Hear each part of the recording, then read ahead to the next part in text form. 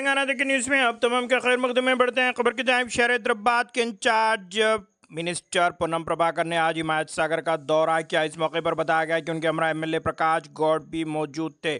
इस मौके पर उन्होंने अपोजिशन पर तनकीद का निशाना बनाते हुए कहा कि ये हालात में मिलजुल कर काम करने की ज़रूरत है। एक शख्स फार्म हाउस में बैठकर तनकीद कर रहा है तो दूसरा एक और शख्स अमेरिका में बैठकर तनकीद कर रहा है। इस मौके पर उन्होंने कहा कि ये जो हादसा पेश हुआ है ये एक्सीडेंशियल है, ना कि नेग्लिजेंस की वजह से।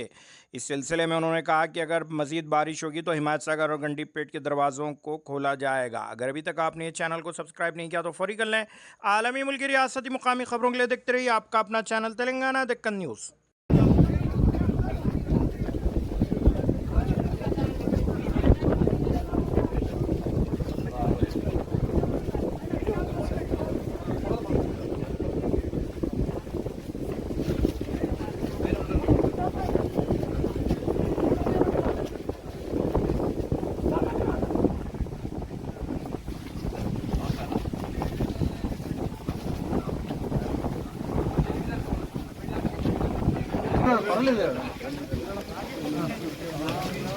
ఇంకెవరు ఇంతే కదా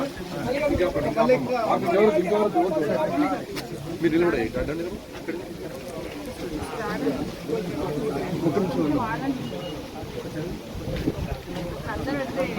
ఆయన ఒకటి రాని ఇంకాపే అమ్మా ఇంకాపే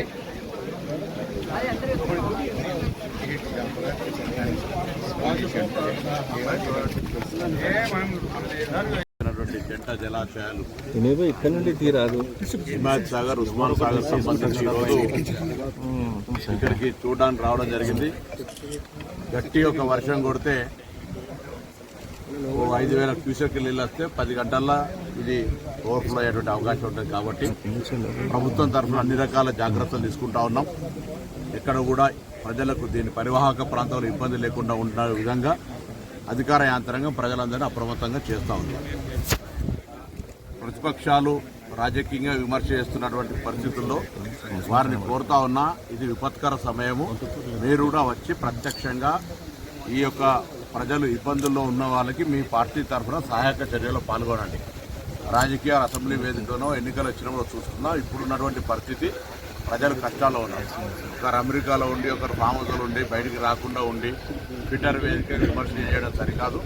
ఈరోజు జరిగినటువంటి మరణాలన్నీ కూడా ప్రమాదవశాత్తు జరిగినాయి. ఎక్కడ కూడా ప్రభుత్వ నిర్లక్ష్యంతో జరిగినటువంటి కావు. వారిని కూడా 5 లక్షల రూపాయల ఎక్స్గ్రేషియా ఇస్తా ఉన్నాం. మొత్తం అధికారుల యంత్రాంగం అంతా కూడా ఎక్కడ హెడ్ క్వార్టర్స్ వాళ్ళు వదిలిపెట్టకుండా నిరంతరం 24 గంటలు పనిచేస్తూ ఉన్నారు. ముఖ్యమంత్రి గారు కూడా ఖమ్మం వెళ్ళి అక్కడనే నిద్ర చేసి ఈరోజు మహబూబాబాద్ పోయి అవన్నీ కూడా పర్యవేక్షిస్తూ ఉన్నారు. మేము వీళ్ళ మీద పోతేనే పని అవుతుంది అనుకుంటే, లేకపోతే ఇంకోటి ఏదో మేము మీడియాకు చెప్తేనే పని అవుతుంది అనుకుంటే అది పొరపాటు, అపోహ టీఆర్ఎస్ పార్టీ బీజేపీ కూడా కోరుతున్నాం. ఇలా ఇంత పెద్ద విపత్తు జరిగింది, ఇన్ని ఎకరాల లక్షల ఎకరాల నష్టం జరిగింది, 5,000 కోట్ల రూపాయల పైన నష్టం జరిగిందని ప్రాథమిక అంచనా వేస్తుంది. ఇది జాతీయ విపత్తుగా తీసుకోమని అడుగుతున్నాం. తక్షణం అంచనాల తర్వాత అవన్నీ కూడా చేసే కంటే ముందు ఒక 2,000 కోట్ల ఆర్థిక సహకారం చేయమని చెప్పినాం.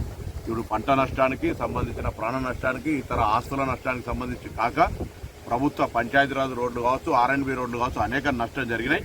ఇది ప్రకృతికి సంబంధించి ప్రభుత్వ నిర్లక్ష్యం అని ఆరోపించేటువంటి అజ్ఞానాలను అడుగుతాను. ఈరోజు ఇది గతంలో ఇటువంటి ప్రకృతులు వస్తే హైదరాబాద్ మునిగితే మీరు ప్రకటించినటువంటి అమౌంట్ కూడా ఇవ్వనటువంటి పరిస్థితి. మా జిల్లా కొండగట్ట లాంటి ప్రాంతంలో 69 మంది చనిపోతే కనీసం ఒకరు వచ్చి పరామర్శించలేని మాననీయ కోణం లేనటువంటి మీరు మమ్మల్ని అడిగే ముందు మీరు ఒక్కసారి మీ గత ప్రభుత్వ పరిపాలన జరిగినటువంటి అంశాలను గమనించుకోమని కోరుతాను. తప్పకుండా మరొక్కసారి తెలంగాణ ప్రజలందరినీ విజ్ఞప్తి చేస్తున్నాం. అవసరం ఉంటే తప్ప బయటికి రాకండి.